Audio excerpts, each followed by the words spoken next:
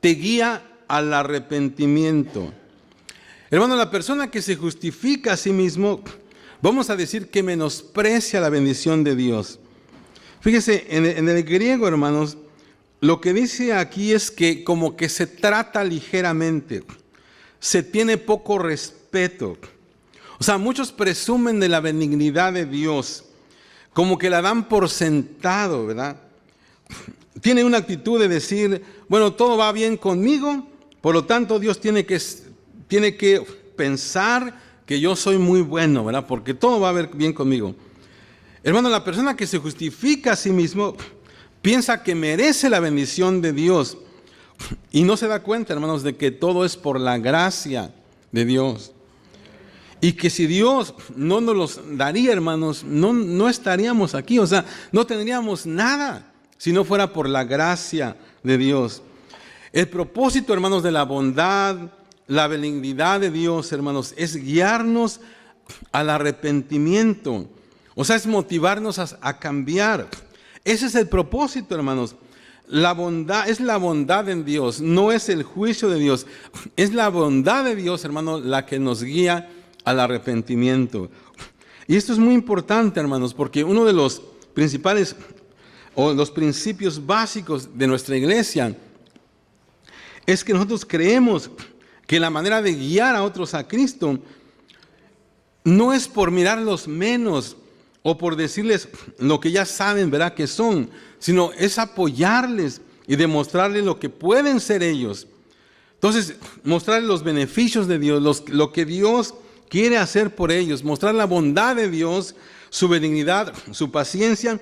Y la Biblia dice, hermanos, que eso es lo que los guía al arrepentimiento. A veces, verá, hay personas que a veces, es que mira, te vas a ir al infierno. Y a veces la persona, en lugar de arrepentirse, pues me voy a ir al infierno, ahora me voy a portar más mal, ¿verdad? Entonces, claro, ¿verdad?, que por lo que está haciendo, pues a lo mejor merece eso.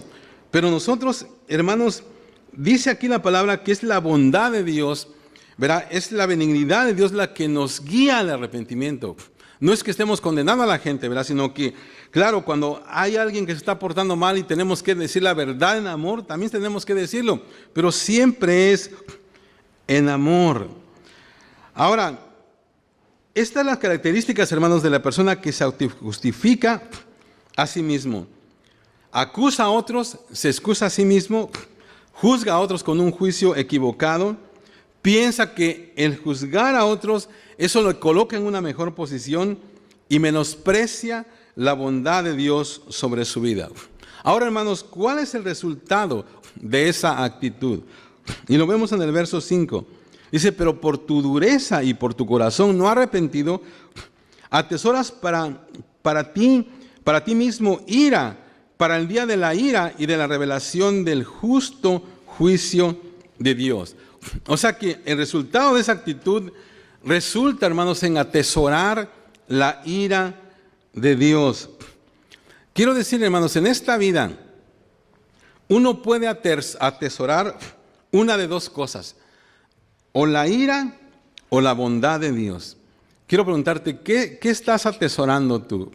¿La ira o la bondad de Dios? Tenemos que atesorar, hermanos, la bondad de Dios. Ahora, en la segunda parte, hermanos, de este capítulo, Pablo habla acerca de que solo Dios tiene el derecho de juzgar a la gente. En los versos 6 al 16, Pablo habla de cuándo va a juzgar a Dios a la gente, cómo va a juzgar a Dios a la gente y por qué. Entonces, acabamos de terminar la primera parte, que para mí es, como digo, poco difícil, ¿verdad? Porque no quiero que malentiendas esto, pero es algo que tenemos, es algo que está aquí en la palabra y tenemos que verlo. Ahora, hermanos, entramos en esta segunda parte y quiero que pongas mucha atención porque es muy importante también. En primer lugar, ¿cuándo juzgará Dios a la gente? En el verso 16 dice, en el día en que Dios juzgará por Jesucristo los secretos de los hombres conforme a mi evangelio. Si tienes algún problema con esa palabra de mi evangelio, sencillamente quiere decir el evangelio que yo predico o el mensaje que yo predico. No está hablando de que Pablo tenía algo de él que no fuera del Señor Jesucristo. Sencillamente está diciendo que es algo que él predica. O sea, ahora miren, en el versículo 5 dice que estamos atesorando ira para el día de la ira de Dios. Y al final, o vamos a dar cuentas al Señor en el día final, en el día en que todos hemos de dar cuentas de nosotros mismos ante Dios. Ahora, hermanos, esa fecha ya ha sido fijada, ya está en el calendario de Dios, no será postergada, no será cambiada. O sea que dice la Biblia que hay un día, ¿verdad?, en el cual Dios va a juzgar. En 2 Corintios 5:10 no aparece ahí en sus bosquejos, pero hay un versículo que dice: porque es necesario que todos nosotros comparezcamos ante el tribunal de Cristo, para que cada uno reciba según lo que haya hecho mientras estaba en el cuerpo, sea bueno o sea malo. Ese es un hecho, hermanos. Un día vamos a tener que estar delante de Dios y tenemos que dar cuenta, dice aquí. Ahora, piensen esto, hermanos. Un día tendré que estar delante de Dios y dar cuenta de cada palabra que yo he dicho, de cada pensamiento que he tenido, de cada acción que he hecho. Un día estaré delante de Dios y tendré que dar cuentas a Él. La Biblia enseña, hermanos, que nadie podrá decir Dios no es justo. ¿Por qué? Miren lo que dice el verso 6. El cual pagará a cada uno conforme a sus obras. Hermanos, Dios ha sido paciente, ha sido bondadoso, ha sido comprensivo. Todo este tiempo ha esperado con paciencia. Pero un día, hermanos, va a llegar en que dice que va a juzgar y va a dar a cada uno conforme a sus obras. Hay un pasaje, hermanos, en el Nuevo Testamento, en Génesis 49, a donde como que se nos da un vislumbre de lo que va a ser el día del juicio. Y en Génesis 49, hermanos, Jacob está a punto de morir y él llama a sus hijos y a cada uno les va a dar una palabra, ¿verdad? Una profecía. Y hermanos, dice la Biblia, ¿verdad?, que vienen todos. Y entonces al primero que le habla es a Rubén, porque Rubén era su primogénito. Y Rubén, hermanos, ustedes saben que había hecho algo malo. Había cometido un pecado con una de las mujeres de Jacob, ¿verdad? Un pecado muy feo. Pero aparentemente nunca se arrepintió, nunca habló con su papá, nunca le pidió perdón.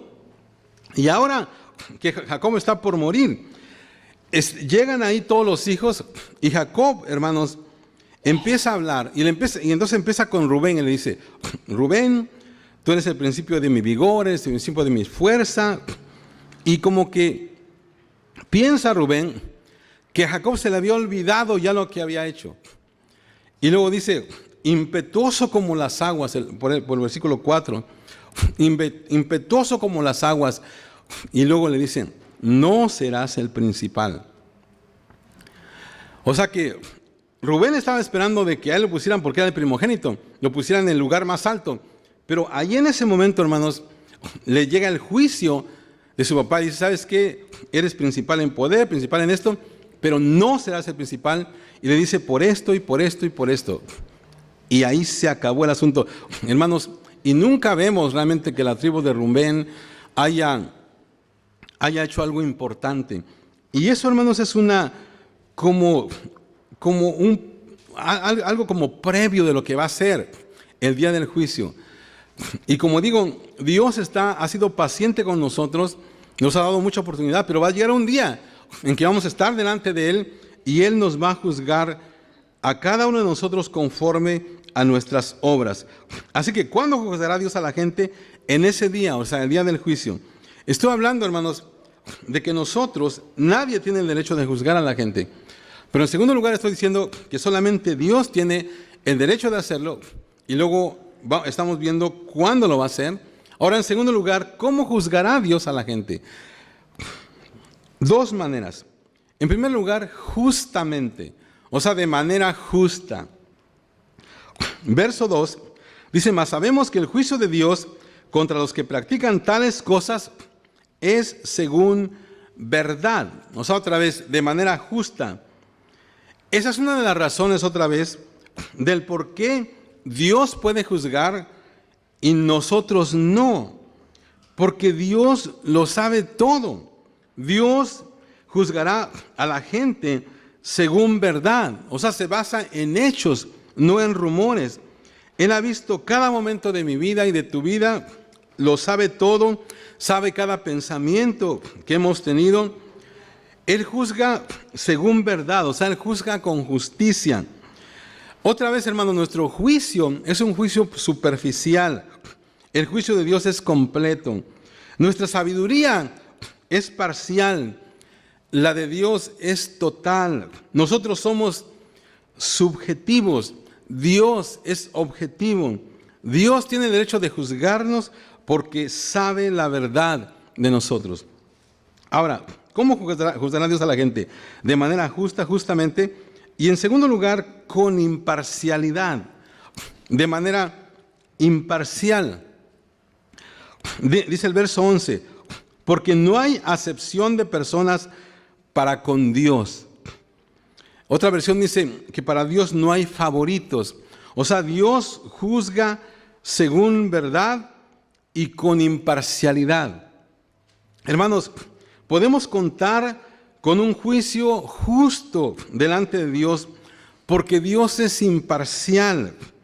El juicio del hombre, hermanos, no es imparcial. Tratamos con dureza a ciertas personas y tratamos con suavidad a otras. Nomás imagínense o nomás piensen en el asunto en las cortes. No siempre se juzga con imparcialidad. Dios dice que a sus ojos, hermanos, todos somos iguales. Y es por eso que Dios es el único que tiene derecho a juzgar. Él juzga según verdad y con imparcialidad. Ahora, ¿por qué seremos juzgados, hermanos? ¿Por qué seremos juzgados?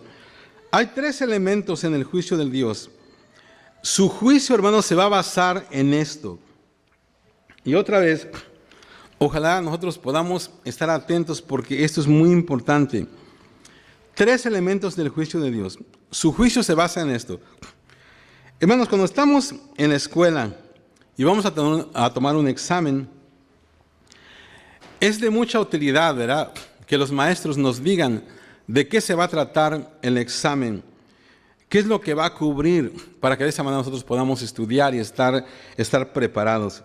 Bueno, hermanos, en Romanos 2, Dios nos dice las tres cosas de las cuales Él nos va a considerar responsables al final de nuestra vida. Y podemos, hermanos, saberlas ahora para podernos preparar para ese examen. Número 1, seremos juzgados por nuestra conducta. O sea, cómo actuamos, cómo vivimos, nuestros hechos. En los versos del 6 al 10 nos dice esto. Dice, el cual se refiere a Dios, pagará a cada uno conforme a sus obras. Voy a tenerme ahí. Dios, hermanos, te va a juzgar según lo que has hecho, no según tus buenas intenciones. O sea que se dice que todo el mundo tiene buenas intenciones, ¿verdad? Pero no son las intenciones, son las cosas que nosotros hemos hecho. Ahora, este versículo, hermanos, es una cita del Antiguo Testamento. Este versículo, el versículo 6, donde dice el cual pagará cada uno conforme a sus obras, viene del Antiguo Testamento, está en el Salmo 62, 12, y también está en Proverbios 24, 12. Y ahí dice lo mismo. Por ejemplo, en el Salmo 62 dice, y tuya, oh Señor, es la misericordia, porque tú pagas a cada uno conforme a su obra. Y Proverbios dice, el que mira por tu alma, él lo conocerá y dará al hombre según sus obras. O sea, estos pasajes, hermanos, hablan de la misericordia de Dios y que Dios nos juzga según nuestros hechos. Nuestra responsabilidad, hermanos, es personal. Dios no nos va a juzgar por lo que otros han hecho. Dios no te va a juzgar por lo que tu esposo, tu esposa, tus hijos han hecho. O sea, solamente tú eres responsable por ti mismo. O sea, la responsabilidad es personal. Entonces sigo leyendo. Dice, el cual pagará a cada uno conforme a sus obras, vida eterna a los que perseverando en hacer bien, buscan gloria y honra e inmortalidad. Pero ira y enojo a los que son contenciosos y no obedecen a la verdad, sino que obedecen a la injusticia, tribulación y angustia sobre todo ser humano que hace lo malo, al judío primeramente y también al griego. Ya hemos dicho que no es un asunto aquí de prioridad, ¿verdad? Sino el hecho es de que el evangelio fue dado primero al judío y luego después a los gentiles. Dice, al judío primeramente y también al griego, pero gloria y honra y paz a todo el que hace lo bueno, al judío primeramente y también al griego. O sea, Dios nos juzgará conforme a nuestra conducta. Quiero hacer un paréntesis aquí que considero que es importante, hermanos. Porque este pasaje, fíjese, si no tenemos cuidado, se puede malinterpretar este pasaje. Al leerlo, suena como si uno pudiera ganar la salvación, ¿verdad? Por lo que dice aquí. Hacer el bien y ganar el cielo,